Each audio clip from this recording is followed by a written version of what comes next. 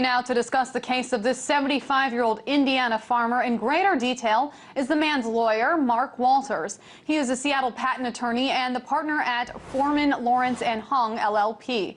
Hi there, Mark. Thank you so much for joining us. So let's start by breaking down this case. What evidence did actually sway the Supreme Court's decision to side with Monsanto?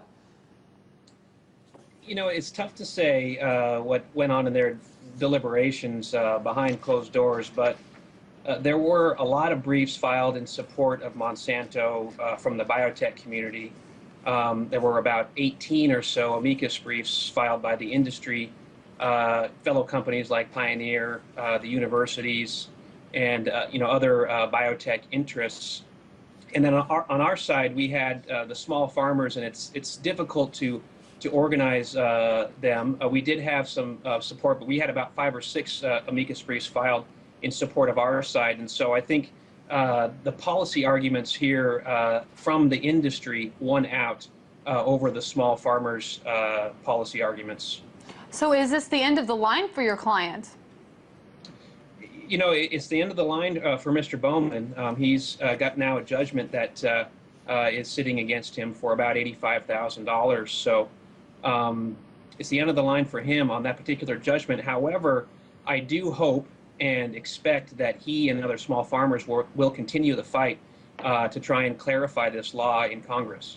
And that $85,000 isn't even to mention all of the lawyers' fees that he's going to have to pay. Can you talk about just how big of an impact this is going to be on this particular farmer, and then we'll start talking about the bigger picture?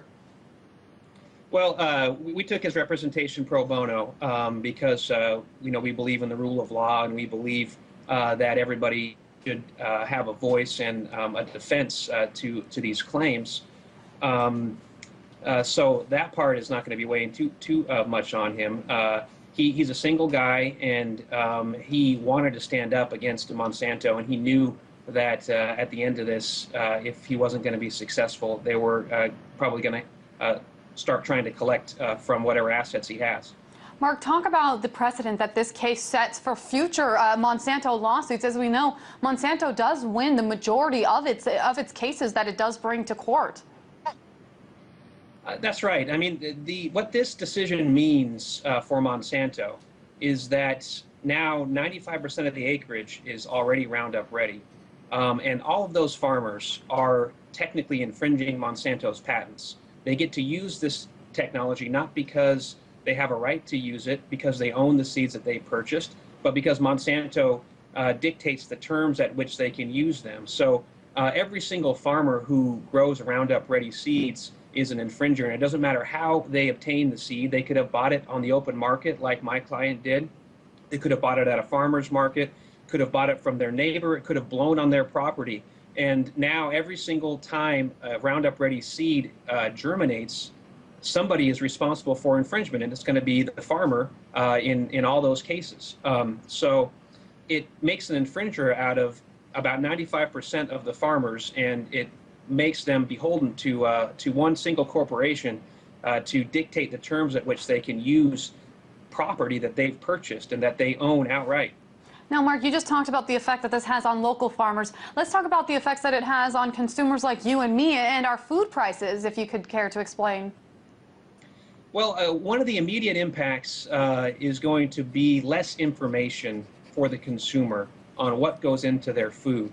There are a number of initiatives to try and label the foods through the state laws, and those have hit a number of roadblocks. One thing that we had hoped from this decision is that if Monsanto was going to require farmers who purchase from a grain elevator to be liable for infringement, that would also require the seed companies to segregate the seed at the grain elevator to give farmers a choice to buy conventional versus Roundup ready.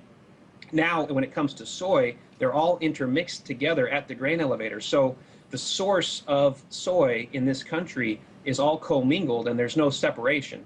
So because the initial source of the soy is commingled and not going to be separated at the grain elevator, there will be less information for consumers to be able to know if what they're buying is free of genetic modification. All right, Mark Walters, that's very interesting. Thank you for your insight. Mark is a Seattle patent attorney and partner at former Lawrence and Hong LLP. Thanks, Megan.